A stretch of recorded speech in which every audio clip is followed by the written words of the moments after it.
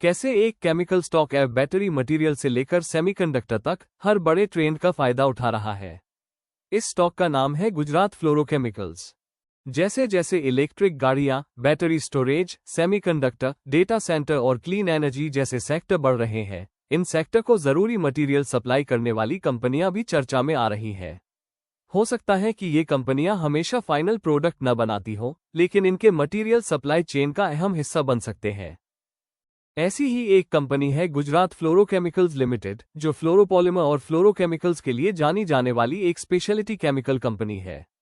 दिलचस्प बात यह है कि कंपनी अब अपने केमिस्ट्री प्लेटफॉर्म को भविष्य के कई सेक्टर से जोड़ने की कोशिश कर रही है, जिनमें F battery material, semiconductor, battery energy storage, hydrogen, solar और डेटा सेंटर से जुड़ी कूलन की जरूरतें शामिल हैं। गुजरात फ्लोरोकेमिकल्स एक बड़े कैपिटल एक्सपेंडिचर कैपेक्स प्लान के जरिए F battery material, semiconductor, data centre, clean energy और हाई परफॉर्मेंस फ्लोरोपॉलिमर में अपनी मौजूदगी बढ़ाकर अपने पारंपरिक केमिकल बिजनेस से आगे बढ़ने की कोशिश कर रही है। गुजरात फ्लोरोकेमिकल्स शून्य से शुरुआत नहीं कर रही है। इसका मुख्य business fluoropolymer, fluorochemicals, bulk chemicals और बैटरी मटेरियल पर आधारित है।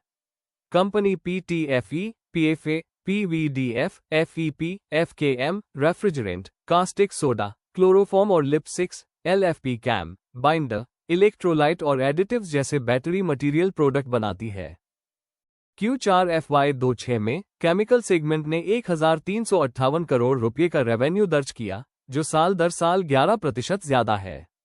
EBITDA 353 करोड़ रुपये रहा, जो साल दर साल 13% ज्यादा है, जबकि पत साल दर साल 5% बढ़कर 169 करोड़ रुपये हो गया। मैनेजमेंट ने कहा कि यह परफॉर्मेंस फ्लोरोपॉलिमर सेगमेंट में ग्रोथ और मार्च 2026 में R32 के प्रोडक्शन शुरू होने की वजह से बेहतर रही। 1497 भविष्य के लिए सबसे सीधा मौका बैटरी मटेरियल का है। गुजरात फ्लोरोकेमिकल्स GFCLF के जरिए बैटरी मटेरियल का एक इंटीग्रेटेड प्लेटफॉर्म बनाने की कोशिश कर रही है। यह एफ बैटरी नहीं बना रही है, इसके बजाय ये बैटरी के अंदर इस्तेमाल होने वाले मटेरियल की सप्लाई करने की कोशिश कर रही है। शुरू में किसी केमिकल कंपनी को आय या डेटा सेंटर से जोड़ना अजीब लग सकता है, लेकिन इनका कनेक्शन बिजली और स्टोरेज के जरिए है। आई और मशीन लर्निंग इंफ्रास्ट्रक्चर के लिए बड़े डेटा सेंटर की जरूरत होती है। डेटा सेंटर को भरोसेमंद बिजली चाहिए। जैसे जैसे बिजली की मांग बढ़ रही है और रिन्यूएबल एनर्जी ज्यादा जरूरी होती जा रही है, बिजली सप्लाई को स्थिर रखने के लिए बैटरी एनर्जी स्टोरेज सिस्टम जरूरी हो गए हैं। गुजरात फ्लोरोकेमिकल्स ने कहा कि आई और मशीन लर्निंग इंफ्रास्ट्रक्चर में बढ़ते निवेश और डेटा सेंटर की बढ़ती क्षमता के कारण दुनिया भर में एनर्जी स्टोरेज समाधानों की स्ट्रक्चरल मांग पैदा हो रही है। भविष्य का दूसरा बड़ा सेक्टर सेमीकंडक्टर है। गुजरात फ्लोरोकेमिकल्स चिप्स नहीं बना रही है, यह ऐसे मटेरियल बना रही है जिनका इस्तेमाल सेमीकंडक्टर बनाने में किया जा सकता है। इसने ये भी कहा कि पीएफए और एफकेएम जैसे हाई परफॉर्मेंस फ्लोरोपॉलिमर के तेजी से बढ़ने की उम्मीद है, जिसकी वजह सेमीकंडक्टर फैब, एआई आधारित डेटा सेंटर का विस्तार और एडवांस्ड ऑटोमोटिव एप्लीकेशन होंगे। कंपनी इस मौके पर पैसा भी लगा रही है। FY27 में GFL के लिए प्लान किए गए 850 करोड़ रुपए के कैपेक्स कैपिटल एक्सपेंडिचर में से लगभग 222 करोड़ रुपए सेमीकंडक्टर सेक्टर के लिए नए high purity electronic speciality chemicals के लिए है। बाकी 250 करोड़ रुपए का इस्तेमाल नए फ्लोरोपॉलिमर कैपेसिटी के लिए किया जाएगा, जबकि 230 करोड़ रुपए बैकवर्ड इंटीग्रेशन और मेंटेनेंस में लगेंगे। क्लीन एनर्जी भी इससे जुड़ा एक और विषय है। कंपनी ने हाइड्रोजन, फ्यूल सेल, इलेक्ट्रोलाइजर और सोलर को फ्लोरोपॉलिमर के लिए लंबे समय की मांग बढ़ाने वाले कारकों के तौर पर बताया है। आज ये अलग अलग रेवेन्यू इंजन नहीं है, लेकिन ये व्यापक मटेरियल की कहानी को मजबूत करते हैं, क्योंकि एडवांस्ड एनर्जी सिस्टम के लिए भी खास मटेरियल की जरूरत होती है। इस कहानी में सबसे बड़ी संख्या बैटरी मटेरियल कैपेक्स की है। मैनेजमेंट ने कहा कि GFCLF का FY28 तक लगभग 6000 करोड़ रुपए का कुल कैपेक्स प्लान है।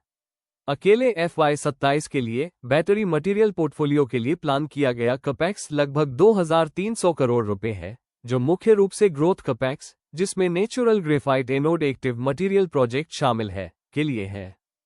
मौका बड़ा है, लेकिन इसे लागू करना आसान नहीं है। बैटरी मटेरियल के लिए कस्टमर की मंजूरी, product qualification, audit, quality check और धीरे धीरे कमर्शियल स्तर पर उत्पादन बढ़ाने की जरूरत होती है।